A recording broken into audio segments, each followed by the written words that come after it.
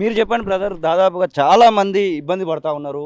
అయినా గానీ మంత్రులందరూ ఏమో ఢిల్లీలో కవిత ఈడీ విచారణ కోసం పోయినటువంటి పరిస్థితి. తెలంగాణలో నిరుద్యోగుల గురించి పట్టించుకునే పరిస్థితుల్లో ప్రస్తుతం తెలంగాణ ప్రభుత్వం కానీ టీఆర్ఎస్ ప్రభుత్వం కానీ లేదు. ఎందుకు అంటే తెలంగాణలో ప్రస్తుతం ఉన్న పరిస్థితుల్లో నిరుద్యోగులు విద్యార్థులు తీవ్రంగా నష్టపోతున్నప్పటికీ కూడా యావత్తు తెలంగాణ సమాజం చూస్తుంది. 30 లక్షల మంది విద్యార్థులకు ఇక్కడ సమస్యగా ఉండి ప్రాబ్లం జరిగి వాళ్ళ జీవితాలు నాశనమయ్యి దాదాపు కోటి మంది అంటే 30 లక్షల కుటుంబాలు రోడ్డు మీద పడే పరిస్థితి వచ్చినా కూడా ఎందుకు ఈ తెలంగాణ రాష్ట్ర ముఖ్యమంత్రి కానీ మంత్రులు కానీ ఎవరైనా ప్రెస్ మీట్ పెట్టి ఆ టీఎస్పీఎస్సీని క్యాన్సిల్ చేస్తున్నామని, టీఎస్పీఎస్సీకి సంబంధించిన విషయాల మీద స్పష్టమైన విచారణ చేస్తున్నామని చెప్పి దీన్ని ఒక పెద్ద విషయంగా ఎందుకు భావించడం లేదు? ఎందుకు తెలంగాణ ప్రభుత్వం ఈ విషయాన్ని సీరియస్గా తీసుకోవట్లేదు?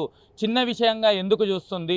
తెలంగాణలో 30 లక్షల మంది నిరుద్యోగులు తిండి తినక నీళ్లు తాగుతూ మేము తెలంగాణ